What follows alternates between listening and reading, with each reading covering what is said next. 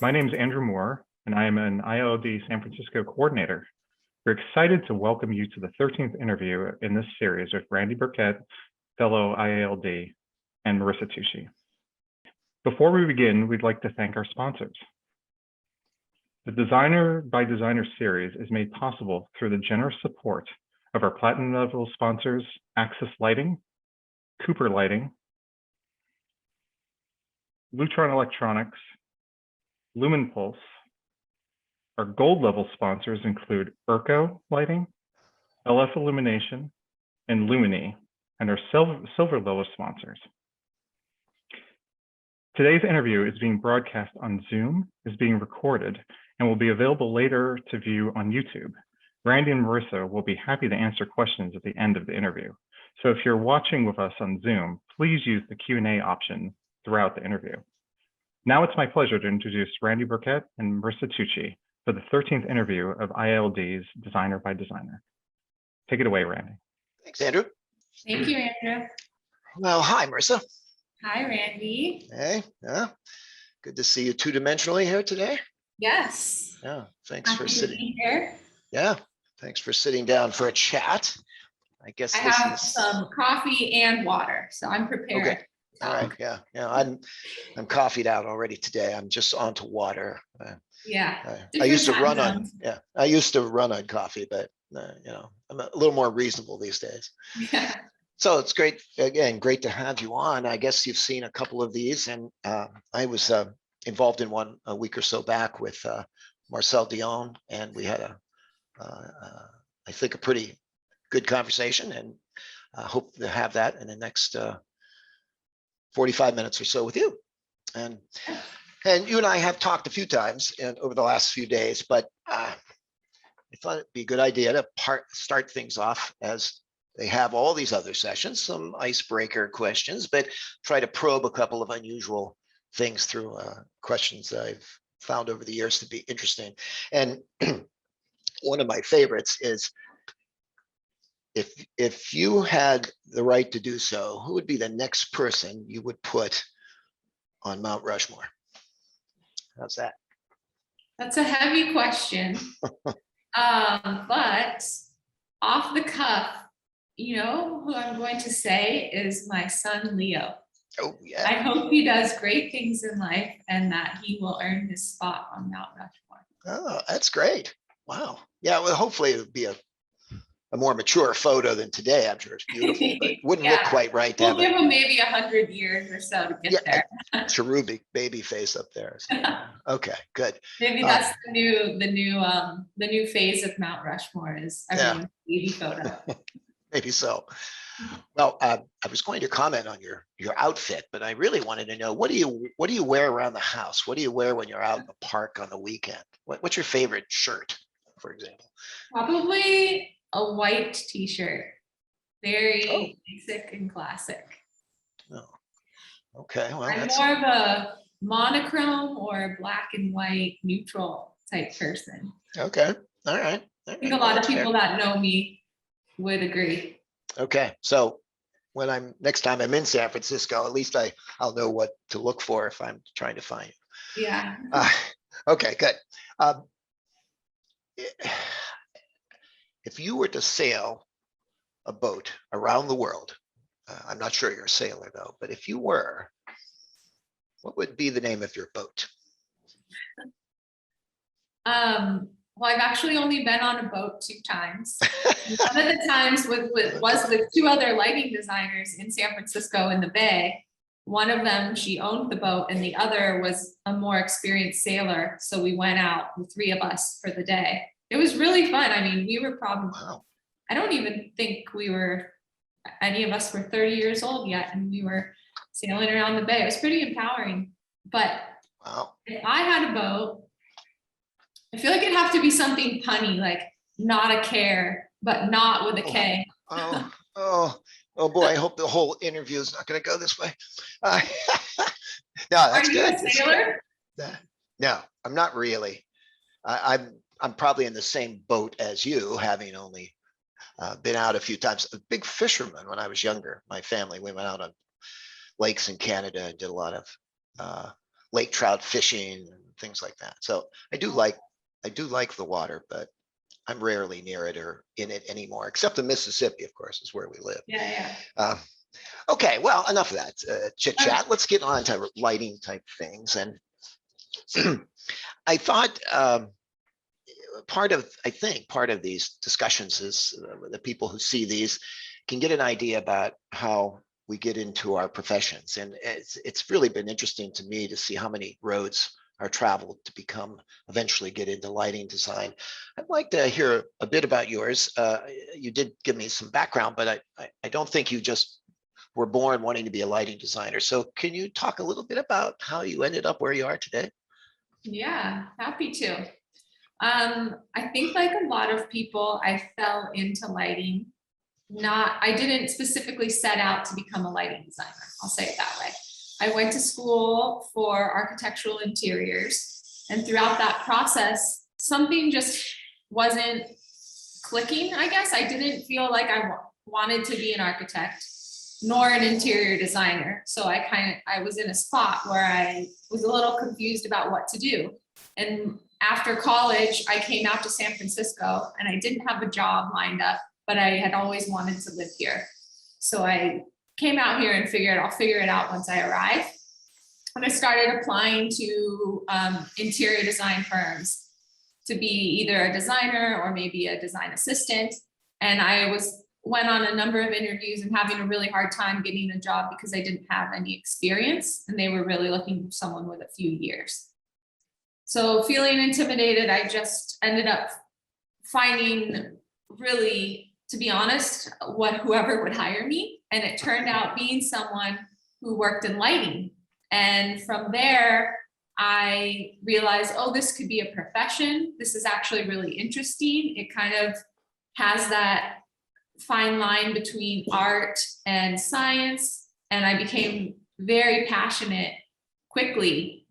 And from there, I went on to work at an MEP firm in their electrical department. I also worked at a lighting design firm here in San Francisco before starting my own practice. Wow.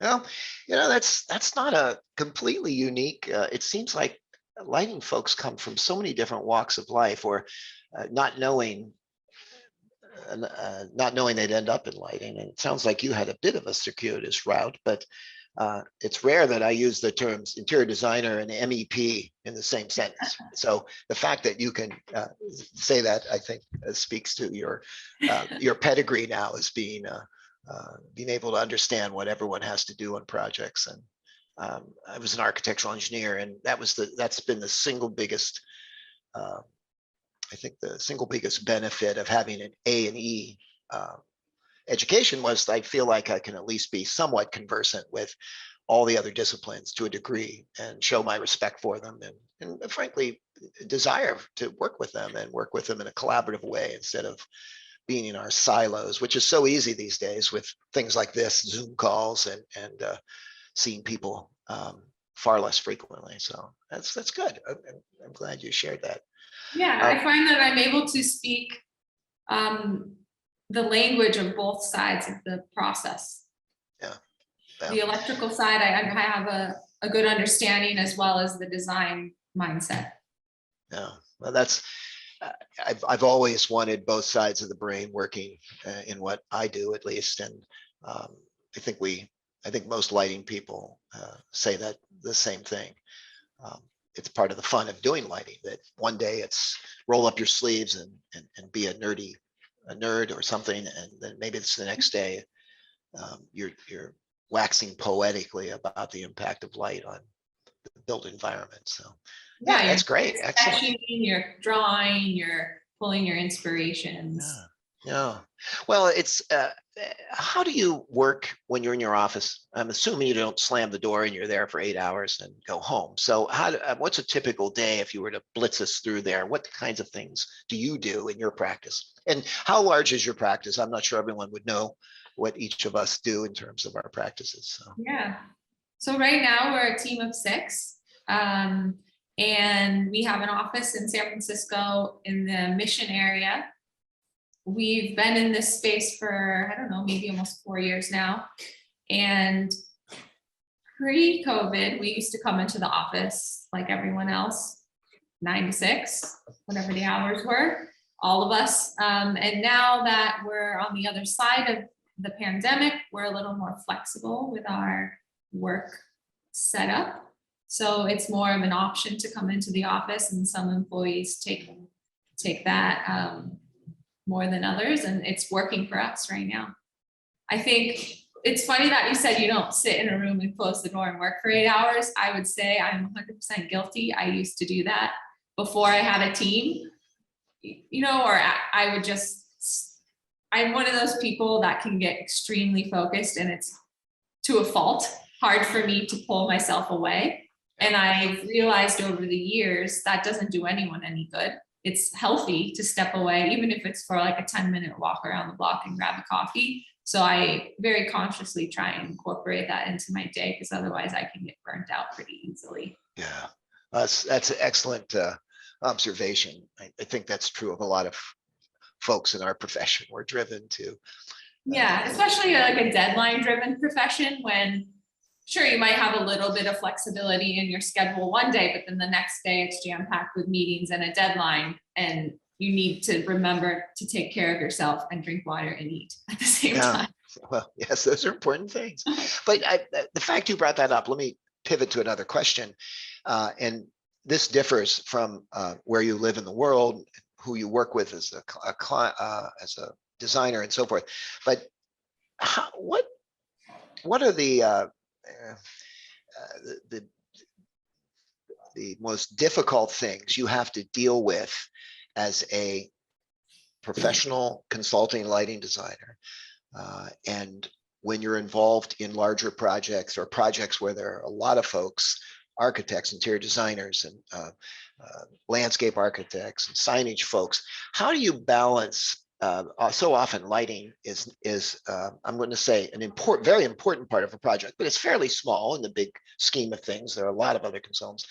How do you balance design and the elements of the day-to-day elements of working on multiple projects at the same time, and being able to having to meet deadlines and meet expectations of clients while still designing, because you end up doing both, and it's hard. None of us, or very few of us, has a practice large enough to be able to delegate all of that work. Tell me a little bit about how you handle that in your practice. Yeah, I think it's been something that I'm constantly working on how to balance that, because you can, you know, as a designer, I would think everyone would agree the best part of the job is to do the design.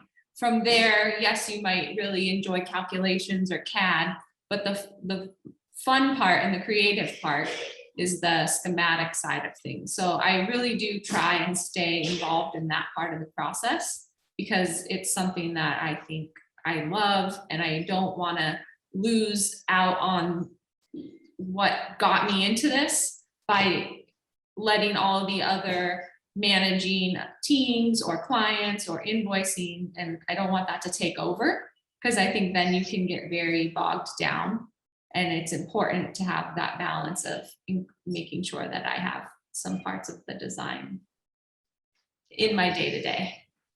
And oftentimes you're pulled in so many directions that you can't control that, and you have to somehow compensate for the inability to control every moment of our days. It's oftentimes it's not us to control. I found that during the pandemic that having we work all over the North America and some across the globe, and having to be on these Zoom calls and Teams calls and so forth, I sometimes on 5 or 6 of them a day, and they're easy to set for clients and professionals to set up. Oh, let's just do a Zoom call, send you a link, and it's all of a sudden most of your day can be eaten up in being on screen with a client or a design team, and it is difficult to manage that and still try to do good work, and and maybe most importantly, do the thing you love, and that's designing. So I think that's a good perspective. I think one of the other things I've learned too over the years of having a team, like you were mentioning, not everyone has the ability to delegate. but I think delegation is something that I've gotten better at. I think it's important. I want to empower my team, and I realize that I need to give the steering wheel to someone else sometimes. It doesn't always need to be me. That allows people to feel that they have responsibility, and then they can also help develop their passion if they have more responsibility. And sure, every once in a while, I might need to step in and like take over and grab the wheel. But I think giving people space and control allows also me to find out what's important for me to do and where my Yes. value is. Yeah. No, that certainly hits home. Let me shift gears a little bit out of the practical and get to a little more to the esoteric. And I know in my lifetime as a lighting professional, I feel I'm learning new things every day. And but I also seem, having been around as long as I have certain things I believe about light and its ability to influence not only humans, but everything in our environment, whether they're critters, as some of my colleagues call them, or the flora and fauna of our world. We make an impact. And I'm a visiting professor at a local university here, and oftentimes it's in a graduate school of architecture. And when each year there's the architects appear for the first time in the lighting class, and I ask them how many have had lighting experience, and very few of them had. But I try to win them over as architects by showing them what I tell them it will be images of some of my favorite architecture, and I'll dim the lights, and the projector will come on, and I'll go through 3 or 4 images, but the screen is black. And of course they chuckling at me, who is this guy? And then I do show them, and I said, well, I'm sorry, that's what the architecture looks like before it's illuminated. And the hook I'm trying to get for them is they have to think about light's influence on revealing what it is they do. And so I want to get some of your perspectives on how you see light as an inspirational element, but and then secondarily, or not secondarily, but as a second step, how do you translate that into something tangible that you can then get your clients to agree to do it, or agree with you at a level other than just the sort of esoteric one? I hope that made sense. I think so, yeah. I believe that. Well, it's interesting you're talking how you were saying you set that up for your architects. Like, it made me wonder. I think architects always think about daylight and how that it's going to affect their space. But I wonder if they ever design a space pre-lighting with that before they invite the lighting consultant in. I wonder if they're ever thinking about how they want the light to affect the space. I think they know. Let me back up. I believe they know the feeling they want to achieve. But I often wonder, like, do they put specific maybe features on a building or textures on a wall because they know they want that illuminated? Or do they just have that occur in the space, and then we as lighting designers realize this is a moment to make an impact? So I don't know the answer to that, but it's interesting to think about. But what comes to mind for me is, I think when we're trying to I think lighting can sometimes be one of the more difficult things for clients to grasp an understanding of, because unlike, interiors, you have materials to show and you can get samples. It's very difficult. It's almost near impossible to walk a client through a space. You can show them a fixture, but there's no way that they can really understand that feeling without standing in the finished space. So I think we have to use the tools we have. A lot of the design programs, whether it's AGI or even combination of InDesign and Photoshop, and creating a presentation that can almost, like you said, turn the lights on for them. Like, take maybe the architect's rendering that they've provided and do some Photoshop, Illustrator, InDesign renderings of our own onto that, and show what the end result could look like in darkness. I also wonder, like, what's going to happen when we have this like VR ability to walk through a space. And is that ever going to allow clients to Yeah. then experience the same space at night with our lighting design in there? Yeah, well, we're certainly close to that.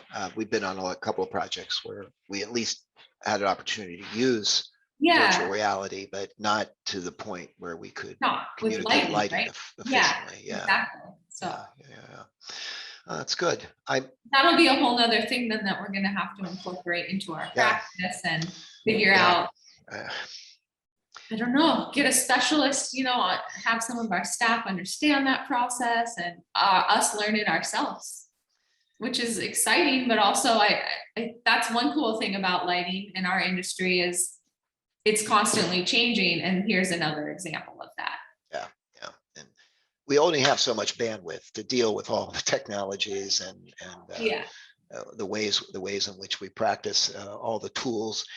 Oftentimes you end up having to bring it down to something more manageable and focus on things that you find are the most successful for you. You mentioned about renderings, and we do a lot of community. Something we do a lot, I'd be interested to hear if you do, are mock-ups. And sometimes they're on existing buildings, exterior or existing interiors, or even mock-ups on a building that doesn't even exist, but we can show them an effect on the side of another building or on an interior space on yeah. what happens when you light a wall this way versus that way and moving things out. Do you ever get into with your clients? Is that a tool that you use? Yes, all the time. I feel like our mock-ups the best. Like Oh, I love doing a good mock-up. yeah. We'll use our studio and get out foam core and cardboard and do them in-house. And that is really helpful. Sometimes we'll take photos and share it with the client. And then if we do have the ability to go to the site, we like to do a mock-up on site too. Oh, yeah. We did a really cool one. We have a project that recently finished at one of the piers, Pier 70 in San Francisco. It's this area where they're completely redeveloping it and creating live workspaces, some offices, all new markets over there. It's going to be a whole new neighborhood in town. And one of the projects we worked on, they wanted to add this almost element of maybe excitement is the right word to the exterior. So because the building's existing, it's this old warehouse that's been there, I think since I can't even remember, maybe the early 1900s, 1930s maybe. But so we got some fixtures and they were color tuning, and we had the controller with us and we dialed in the color and intensity, and we were able to show the architect and have them participate. And it's really fun to see them like have it click. It's like one of those things where we did show them all the renderings ahead of time and then got them out there on site finally with the fixture, and they were like, oh wow, this is even better than we imagined. Yeah. And like those are the moments, right, that you like really, those are the moments that I love in our profession, is when you actually turn the lights on and everyone's like, oh wow, okay, now I get it. It's that aha moment that the client gets. Seeing a beautiful photo of the south of France is not the same as being in the south of France. So I agree with that. It's nothing like showing the tangible evidence of how light behaves. And It's like great. telling someone about your favorite meal, but they don't know actually there to experience it themselves and taste Bring home the leftovers for them, I guess. Yeah. Right. That's interesting. It seems like most of the designers share that sort of thing. It's such a visual field, which is kind of a stupid thing to say when we're talking about light, but it really is. And a lot of folks don't understand. I'll call them naive clients, or especially if they don't work with lighting all the time, and maybe they're doing their only house or their only building or first development, and there's an education process. There always has been. Mm-hmm. It wasn't that long ago we were trying to educate, I'll call them clients to be, that there was such a thing as lighting design, because for years they were using local representatives or factories or contractors. And although there's still some of that happens, and some of that can produce really good results, But that's not our problem anymore. It's they appreciate, I think, in part through publications and experiential attitudes, that lighting is really important for a successful space. So we have that already in our pocket when we see them, and then be able to say, hey, we can show that for specifically to your project and what to Mhm. expect. And it's a good connection with the client.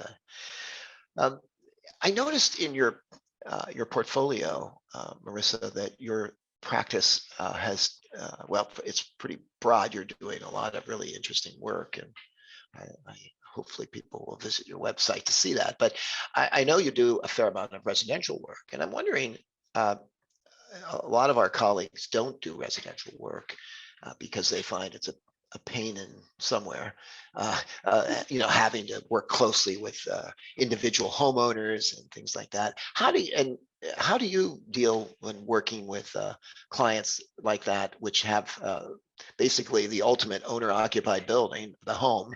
How do you see that? And I assume you enjoy it, but I won't say that you do. I'm going to hear what you say Yeah. about working on residential lighting projects. Yeah.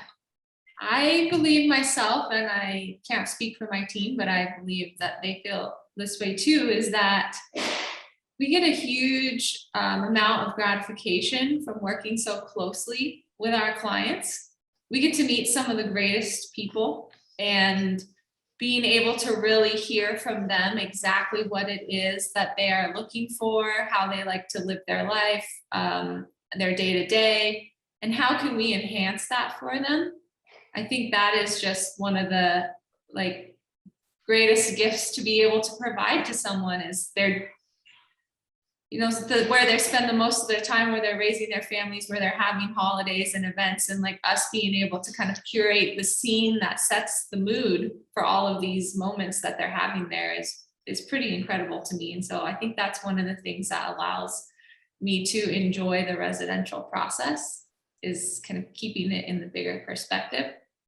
And I do honestly get a kick sometimes out of the little idiosyncrasies between clients, husband and wife, or partner and partners, when they disagree on things. We worked on a project where it was very clear from one of the partners' viewpoint, this is what we're doing, and this is how it's not how it's going to happen, but this is the scope of work. And then the other partner would pull either myself or the architect aside and be like, oh yeah, but don't forget, we're also going to add an addition to the master bedroom, or whatever it might be. And before you know it, the project is completely different. But it's just you're managing these things. You're like, I guess, sure, we'll add this into the scope, but he told us not to. Yeah. Right. I'm sure you've had some squirming moments as well, when arguments flare up, or let's say disagreements among partners or homeowners. Yeah, I mean, that can happen on the commercial hospitality side too. It doesn't just stand with residential. Oh, absolutely. Yeah. I think as a consultant, that's part of our job, is managing those expectations or requests, and having a good read on how to interact with people when those moments come up. Yeah. Well, I see that's where that breadth of knowledge and experience, life experiences, that continues to come into play. Those kinds of things. Yeah. Our office does not do a lot of residential.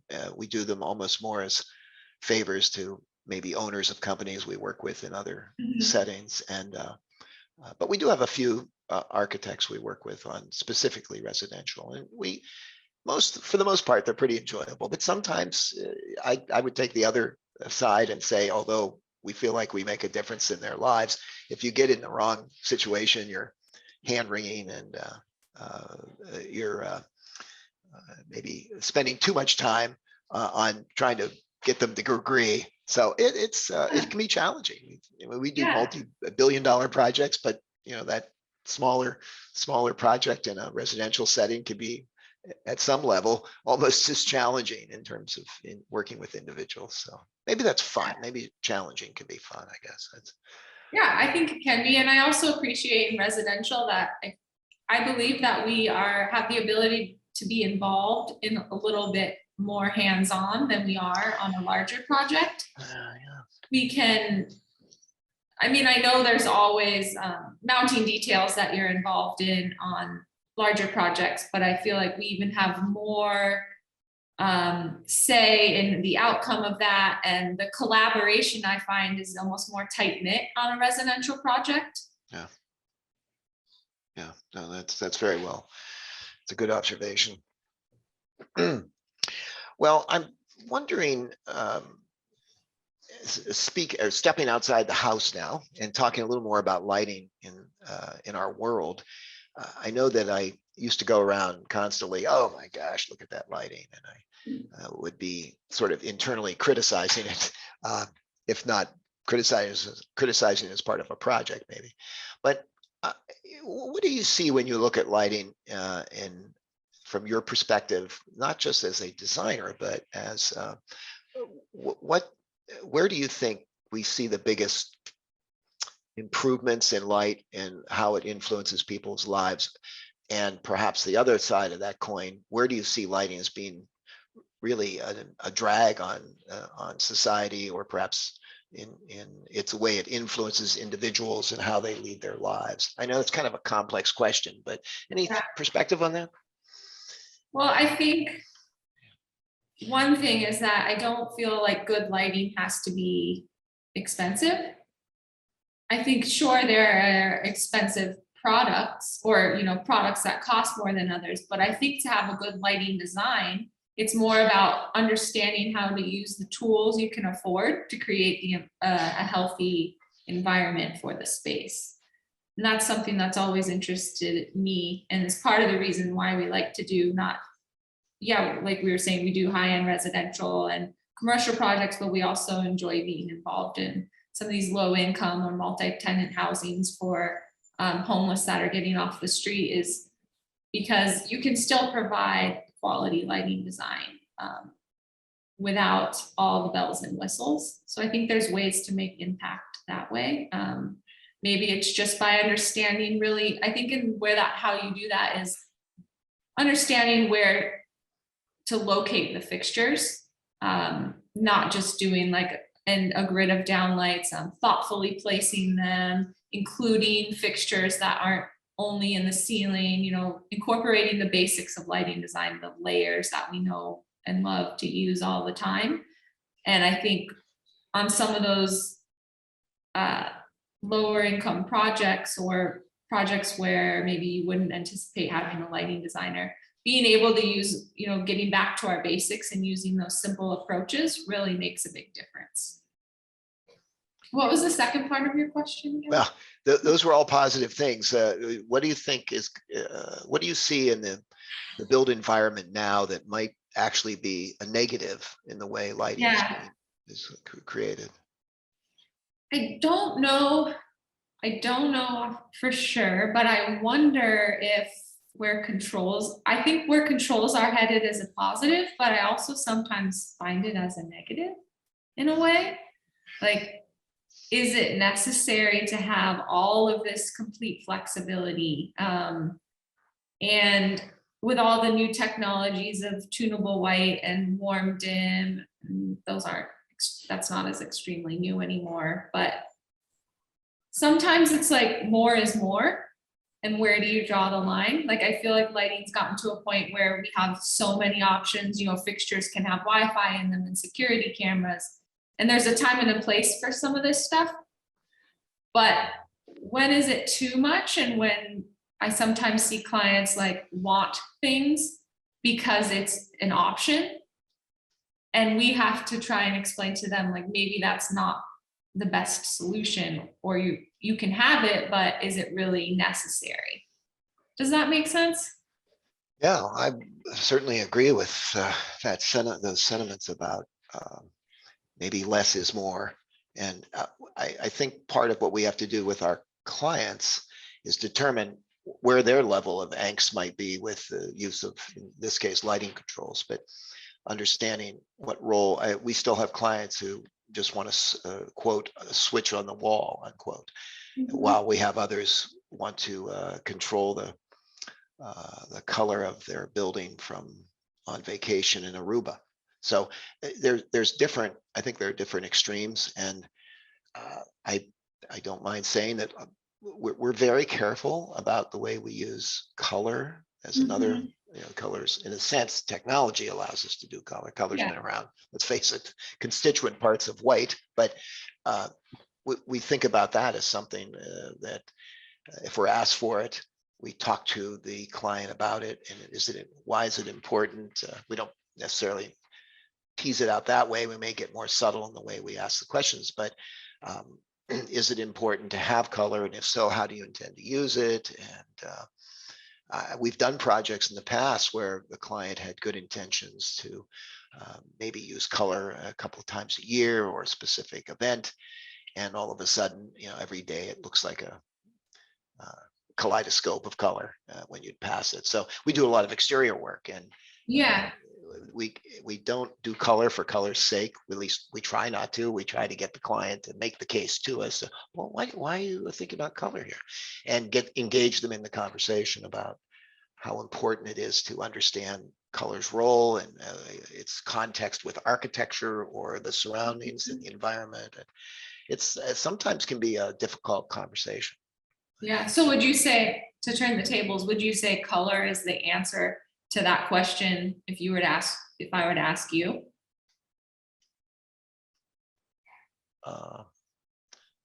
Maybe, yeah. You mean Yeah. about what's making yeah. I have to say, I see a lot of bad examples of the use of color, or what I think are Yeah, right. poor, poor uses for color, or maybe they're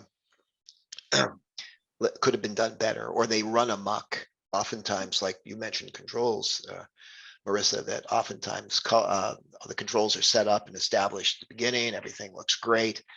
And you go back in 6 months or maybe even 2 weeks, and all of a sudden things, I don't think it's supposed to look like this. Or Yeah. so it's That's one almost, thing.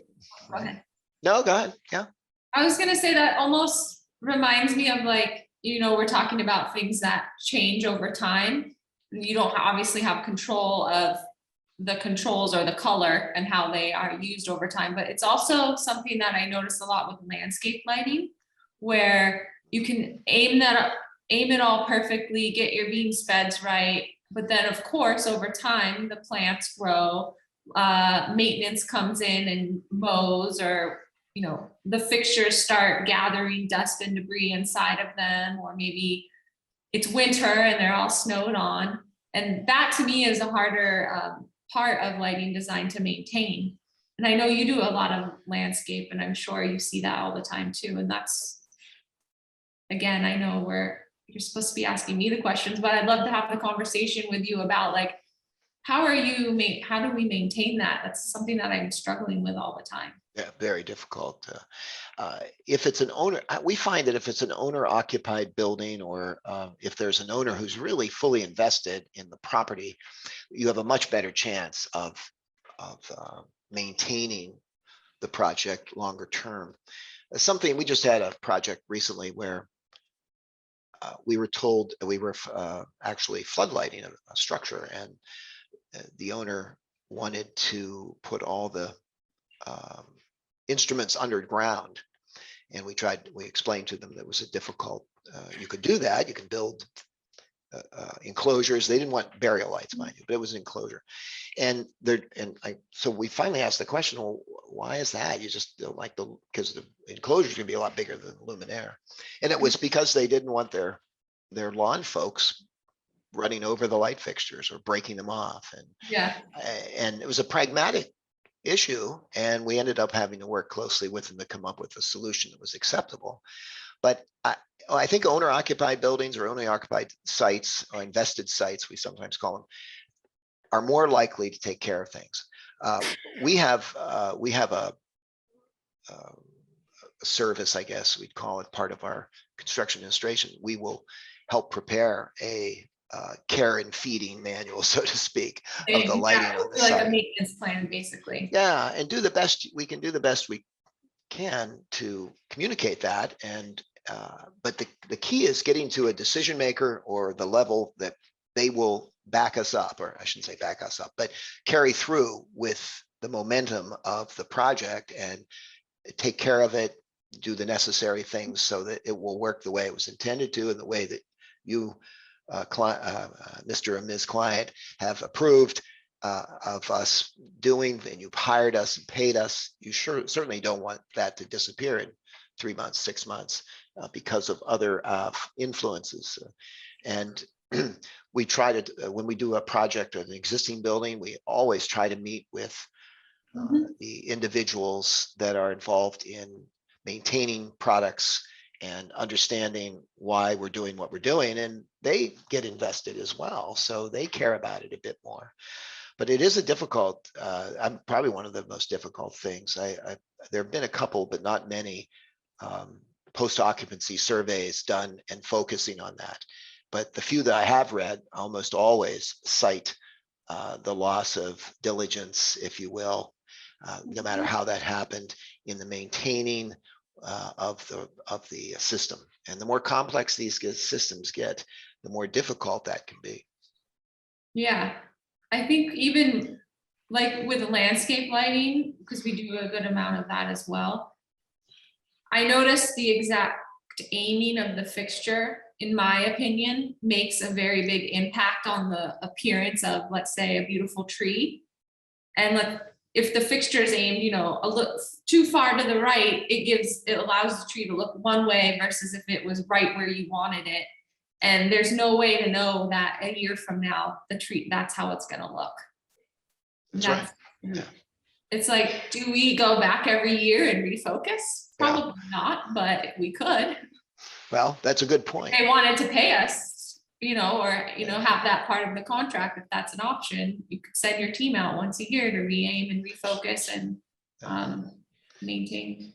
Yeah, that could be a model to be offered to clients, especially again, end user or owner occupied projects where they're going to be there forever or for a long time, and it's in their normally in their best interest to maintain something the way it would be designed. Certainly if things were falling off, shingles were falling off the roof, or facades were delaminating, that would get the attention very quickly. Oftentimes, oftentimes the lighting doesn't seem to get that same TLC. So some landscape lighting doesn't stand a chance around me. I was staying at a friend's house in Napa over the weekend, and I couldn't help myself. I went and refocused all of their landscape lights one day. I think all it's lighting too easy. You don't need a ladder or anything. You just go out further, move it around. Yeah, I think a lot of lighting designers, you just have to do it. You can't stand next to an accent light that's maladjusted and not get over there and do it yourself. Well, especially because it's right there. It's one thing when it's in the ceiling, maybe you need to get a ladder and a tool to like aim it, but we had done an aiming diagram for a contractor on a project so that they could do all the pre-aiming themselves before we got to the site. It was an outdoor situation, and we were accent lighting some trees, and we were going down this passage area, open area, and we saw one tree that was really poor. I was there by myself with the contractor.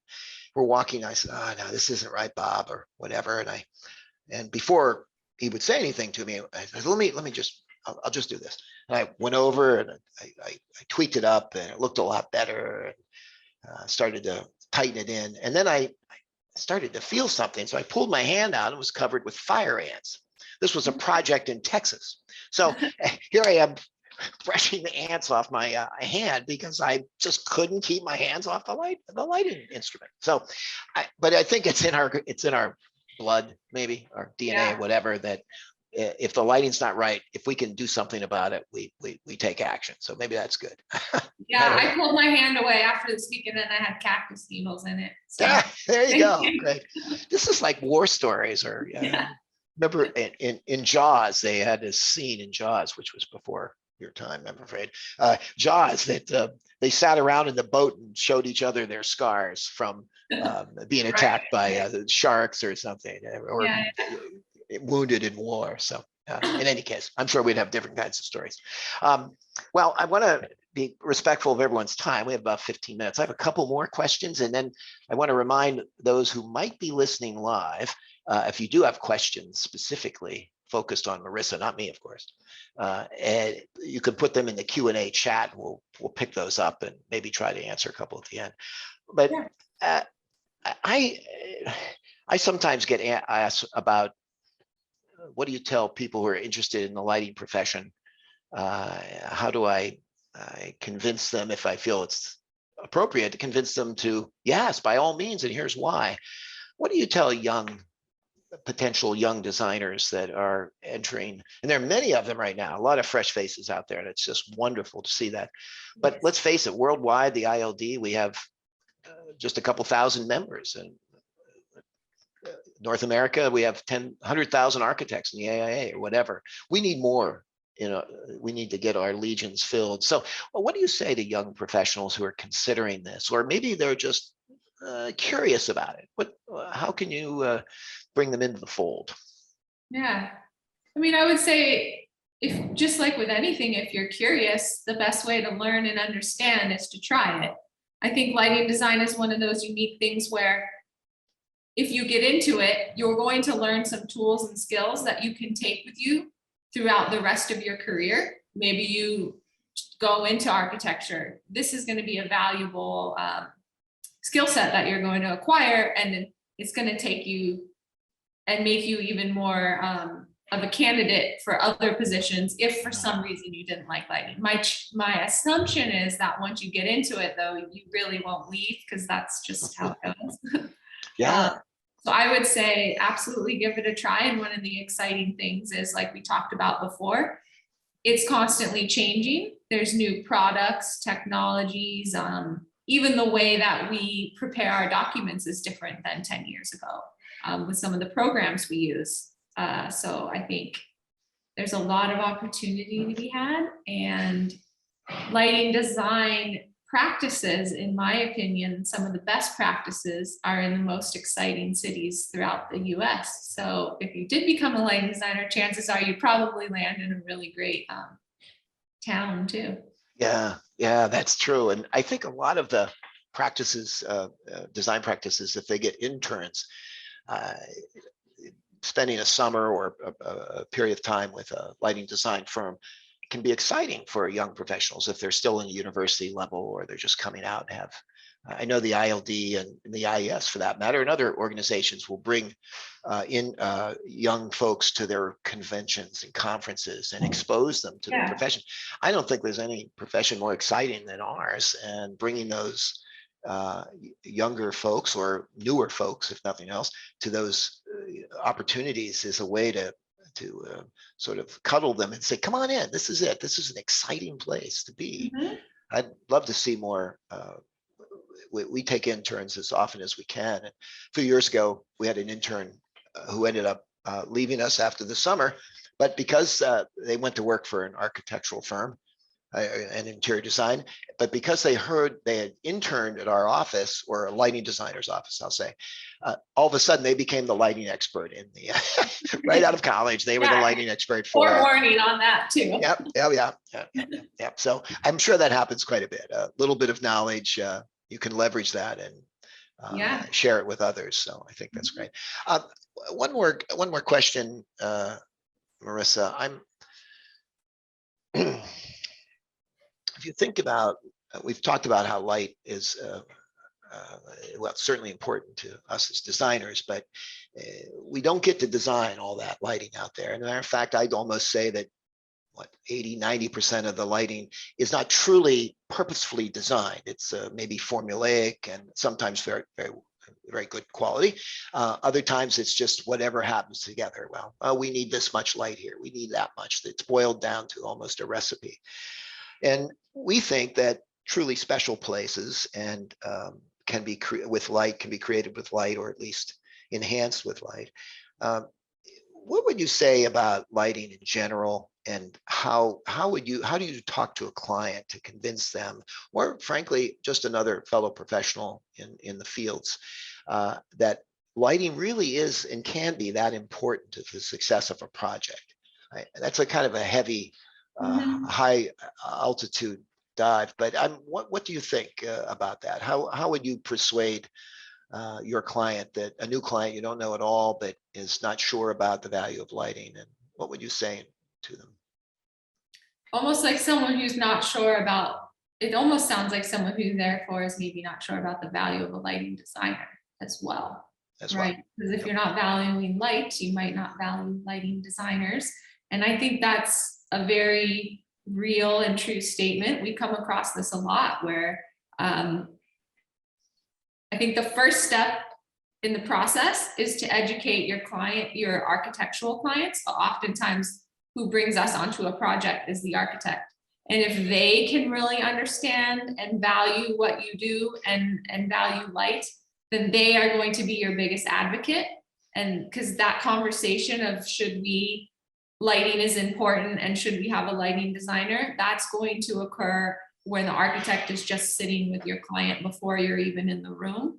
And I think that is one thing that we are fortunate to have, especially in San Francisco, is a lot of architects who understand the value of light, of good lighting, and therefore bringing on lighting designers. They know that because it is constantly changing, they are not the best person for the job. And they've also had experiences where they have used the lighting designer and they haven't, and they've done the lighting in-house, and they can see the value that is brought, and therefore they are able to tell their client, we really think if you value lighting, then a lighting designer is necessary. But once we're on the project, even sometimes it's challenging. And I think it gets back to that whole thing of it's difficult for a client to see what good lighting is. And we try and talk to them about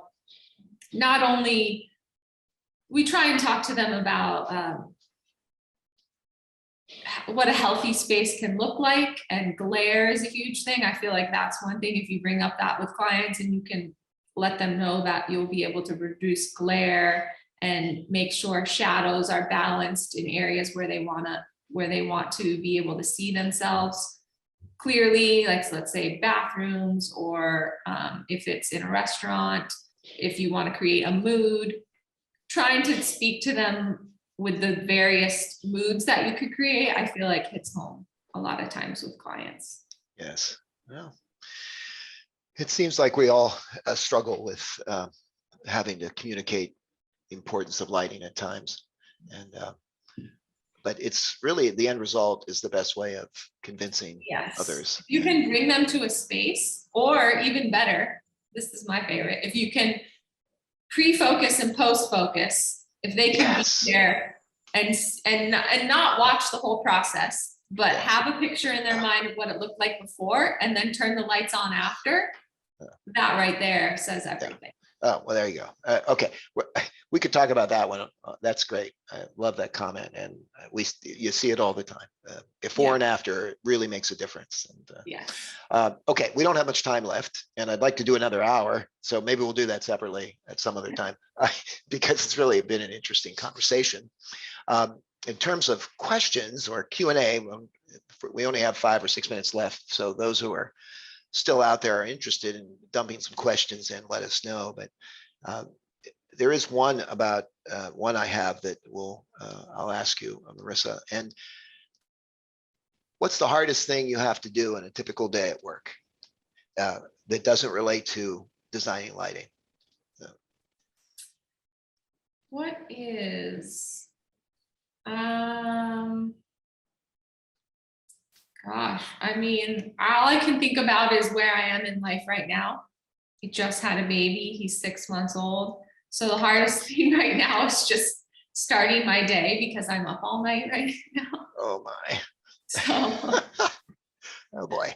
That's right now. I think in the past, maybe sometimes some of those tough conversations that might have to happen as a business owner, whether it's, I don't know, dealing with clients not paying invoices. Like, these are the real things behind running a business that are difficult conversations that you have to have. And I would say that's the other side of it.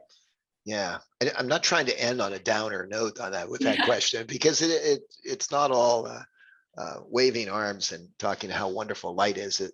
Whether you're just a practicing professional in a small practice or you work in a large firm, There are other things that come up during your professional life and engagement that go beyond what I think are the most fun. But I'd like to see, again, see our profession grow, or grow as a profession, I should say, what we do grow as a profession, and get more people doing this, so that we, whether it's a small practice like yours or mine, or whether it's some of our colleagues who have much larger practices, we're still just a little drop in the ocean, it seems, as to, but yet we carry, I think, a sense of responsibility of creating truly marvelous, what can be truly marvelously lit environments. I don't know if we have any, unfortunately, we have so few people watch these live. So I have another question, if you don't mind me shoving it in. Sure. Okay, you ready? You can't be a lighting designer, or you didn't find lighting design. What would you be doing now, do you think? You know what's been a dream of mine is I've always wanted to own like a coffee shop or a restaurant. I don't know why. It's just Wow. something to me about that seems so rewarding. I know it's completely different, but I feel like maybe if I think through it, maybe one of the reasons why is because one of the things I love about lighting is I'm able to see people's faces in the end result and the joy that they get from something that we've created. And I think if you had, your own little restaurant or coffee shop too, it's kind of similar. Oh, that's great. That is great. Well, it's probably because you live in San Francisco. Isn't there a shop? Isn't there a coffee shop at every corner? Yeah, which is probably would be the hardest place to have one of those, because yes, there's one on every corner and they're all so good. Yeah. Okay, well, at least it would have good lighting, right? Nothing else. Make those lattes gleam. Yeah. Well, that's good. That was a good answer. Since we don't have any questions, I did want to mention that you came to San Francisco in 2015 and you gave a talk here, and I did attend it.